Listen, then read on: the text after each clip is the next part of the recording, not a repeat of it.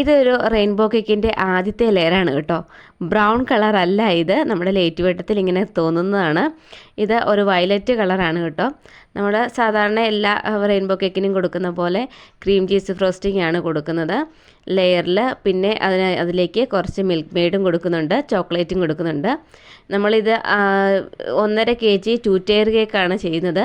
അതുകൊണ്ട് തന്നെ താഴത്തെ ലെയറിൽ നമുക്ക് കുറച്ച് കനം കുറവായിരിക്കും. കാരണം താഴത്തെ ലെയർ 7 ഇഞ്ചിൻ്റെ മോൾഡിലാണ് നമ്മൾ ചെയ്യുന്നത്. അത് 6 കളർ തന്നെ എടുക്കുന്നുണ്ട്. നമ്മൾ സാധാരണ 1 kgയുടെ ചെയ്യുമ്പോൾ 6 ഇഞ്ചിൻ്റെ പാനിലാണ് നമ്മൾ ചെയ്യുന്നത്. എന്നാലേ ഉള്ളൂ കുറച്ചെങ്കിലും തിക്കായിട്ടുള്ള ലെയേഴ്സ് കിട്ടുകയുള്ളൂ. ഇങ്ങനെ ചെയ്യുമ്പോൾ 1.5 kgയുടെ ആയതുകൊണ്ട് നമുക്കിങ്ങനെ ചെയ്യുമ്പോൾ 6 ലെയർ കിട്ടണമെങ്കിൽ കുറച്ച് തിക്നെസ് കുറവായിരിക്കും. ഇനി എല്ലാ ലെയറിലും ഇതുപോലെ നമ്മൾ ഫില്ലിങ്സ് ചെയ്ത് കൊടുക്കുന്നുണ്ട്.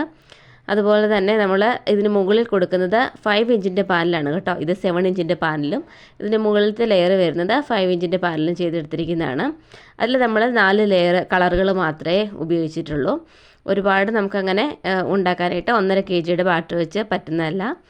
ഇങ്ങനെ അതിലും സെയിം ഫില്ലിംഗ് ആണ് കൊടുത്തിരിക്കുന്നത്. നമ്മുടെ ക്രീം ചീസിൻ്റെ ഫില്ലിംഗ് ആണ്. പിന്നെ അതിലേക്ക് കുറച്ച് മിൽക്ക് മെയ്ഡും കൊടുത്തിട്ടുണ്ട്, ചോക്ലേറ്റും കൊടുത്തിട്ടുണ്ട്.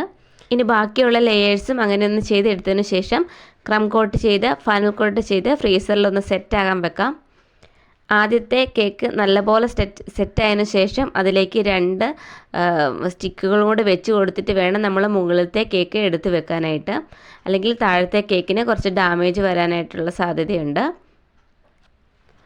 കുറച്ച് നേരം ഫ്രീസറിൽ വെച്ചിരുന്നതുകൊണ്ടാണോ എന്നറിയില്ല, നമ്മുടെ ക്രീമിൽ കുറച്ച് ബബിൾസൊക്കെ വന്നിട്ടുണ്ടായിരുന്നു.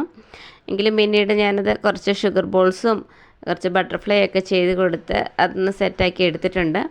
ഇത് നമ്മുടെ പ്രിയപ്പെട്ട ഒരു കസ്റ്റമറിന് വേണ്ടിയിട്ടുള്ളതായിരുന്നു. അപ്പോൾ അവിടുത്തെ പ്രിൻസസിന് വേണ്ടിയിട്ട് ഒരു കിരീടം വെച്ച് കൊടുത്തിട്ടുണ്ട്. അപ്പോൾ ഇതാണ് നമ്മുടെ ഫൈനൽ ലുക്ക്.